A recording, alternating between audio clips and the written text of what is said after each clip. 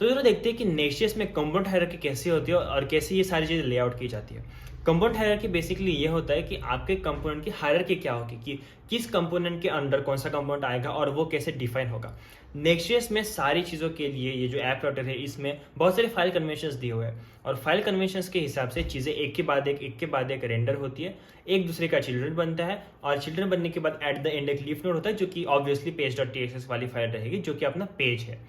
तो file conventions में अगर देखा जाए तो अपने पास layout.js है लेआउट के लिए, template.js है अपने टेम्पलेट्स के लिए, error.js है आपकी रिएक्ट की एरर बाउंड्री के लिए, loading.js है आपके सस्पेंस बाउंड्रीज के लिए, notfound.js है आपकी अगेन एरर बाउंड्री के लिए जो कि नेस्टेड रहेगी नॉट फाउंड के लिए, और उसके बाद है अपना page.tsx जो कि एट द एंड अपना लीफ नोड है। अगर हम यहाँ पे एक डायग्राम के हिसाब से देखें कि ये चीज़ें लेआउट कैसे की जाती है, तो लेआउट में सबसे ईजी है कि सबसे पहले अपनी layout.js फाइल है सबसे टॉप पे रैप करेगी क्योंकि ये फाइल लेआउट बनाती है सारी चीज़ों का। उसके बाद है template.js जो बेसिकली जो टेम्पलेटिंग करेगी अपनी चीज़ों की।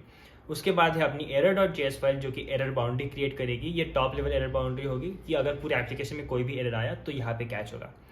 उसके बाद अपनी loading.js फाइल से सस्पेंस बाउंड्रीज क्रिएट होगी जहाँ पे हम लोडर्स दिखाएंगे अपने फुल पेज लोडर्स। उसके बाद notfound.js वाली जो फाइल है, इस फाइल के अंदर सारी नॉट फाउंड वाली एरर्स जो है वो कैच होगी रिलेटेड टू दैट पर्टिकुलर राउट की जो आप एक्सेस कर रहे हो अभी।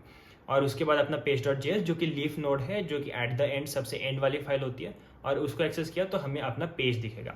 पर उसके बाद में अगर कुछ आया, समझो लोडिंग आया, तो ये सीधा सस्पेंस पे फॉल बैक कर जाएगा। अगर नॉट फाउंड आया तो ये एरर बाउंड्री पे फॉल बैक कर जाएगा। अगर कुछ नॉट फाउंड से बढ़कर एरर आई दूसरी वाली तो ये इस एरर बाउंड्री पे फॉल बैक कर जाएगा। और अगर ये कुछ भी नहीं दिखा तो टेम्पलेट और लेआउट वो सारी चीज़ें दिखेंगी। और इसी तरह से अगर हम नेस्टेड राउट्स के लिए देखें तो नेस्टेड राउट्स के लिए भी सेम चीज़ होगी, बस डिफरेंस ये है कि आपका एट द एंड जो page.tx दिखेगा उसके लिए अगर वो प्रेजेंट है तो वो दिखेगा, नहीं तो वो अगर वो प्रेजेंट नहीं है तो उसके बजाय जो कि नेस्टेड राउट है वो दिखेगा। प्रेजेंट है तो nested route plus page.tsx as a sibling दिखेंगे और दोनों चीज़ें वहाँ पे रेंडर होगी।